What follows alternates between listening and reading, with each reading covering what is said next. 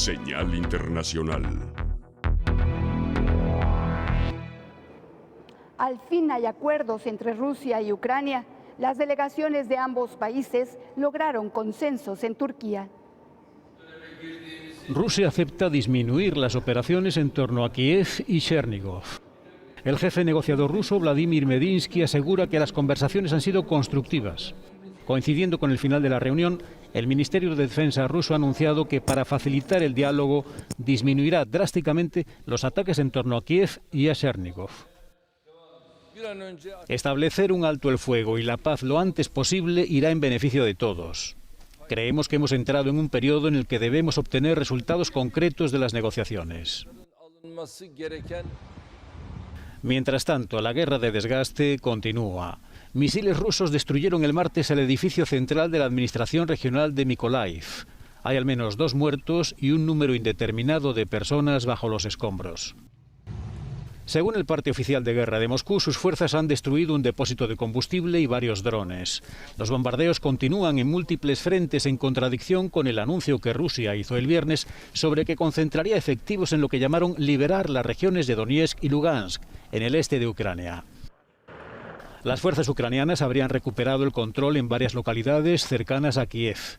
El lunes arrebataron al ejército ruso la localidad de Trostianets, en el noreste del país. Los combates dejaron un largo rastro de destrucción. Y en tanto eso se concreta, Ucrania contempla la apertura de 3 corredores humanitarios.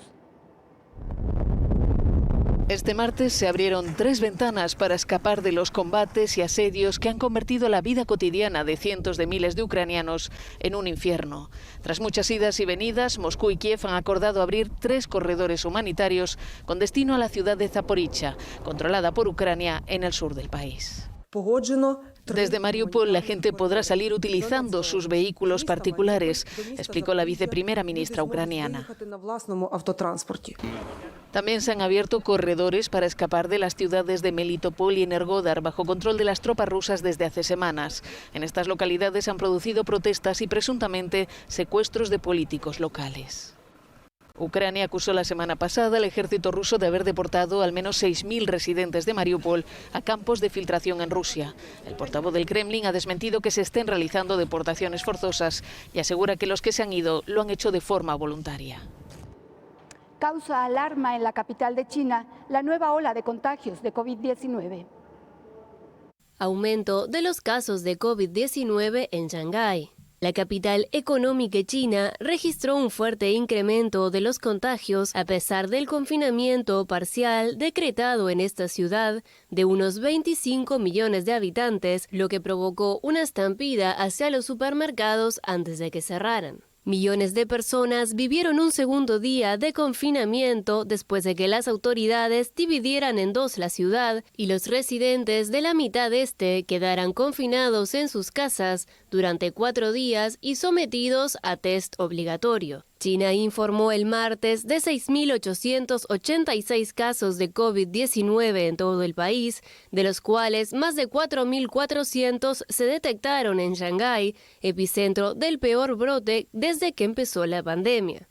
El confinamiento durará hasta el viernes y luego se aplicará en Puxi, una zona más poblada del oeste, donde se encuentra la zona histórica de Band junto al río.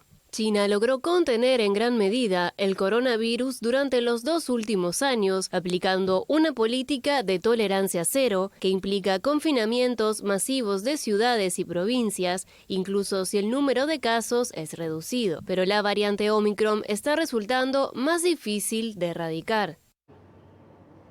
Israel sufre un nuevo atentado terrorista. Ya suman 3 en lo que va de una semana. Al menos 4 muertos y varios heridos en el tercer ataque terrorista en Israel en una semana, con un total de 10 fallecidos. El autor, montado en una motocicleta y armado con un rifle de asalto, abrió fuego contra los transeúntes en 2 lugares de Bnei Brak, una ciudad ultraortodoxa de la periferia de Tel Aviv, antes de ser abatido por la policía. Según medios israelíes, el atacante era un palestino de Cisjordania de 27 años. El ataque se produjo 2 días después del tiroteo de Hadera que dejó 2 policías muertos y una semana después de un apuñalamiento en Beersheba, en el que 4 personas perdieron la vida. El autodenominado Grupo Estado Islámico se atribuyó la autoría de esos 2 ataques. El presidente de Honduras, Juan Orlando Hernández, está de camino a ser extraditado a Estados Unidos, donde estaría en prisión de por vida. El expresidente hondureño Juan Orlando Hernández está cada vez más cerca de su extradición por narcotráfico.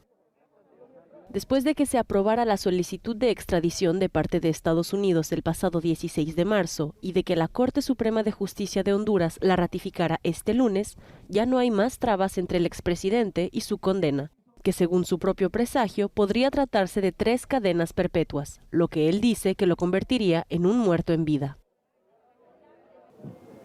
Luego de analizar todos los agravios y los elementos que fueron presentados por la defensa técnica en la apelación que fue planteada,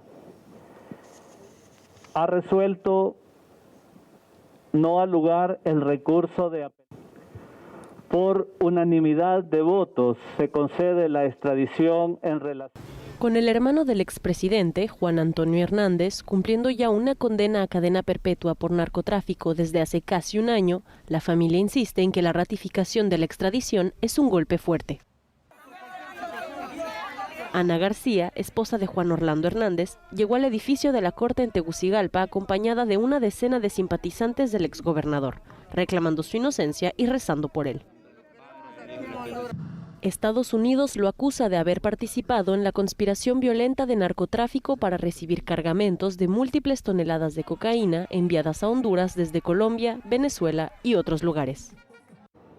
Hasta aquí la información más relevante en México y el mundo. Carlos, volvemos contigo. Muchas gracias, Nelda. Buenas noches. Muy buenas noches.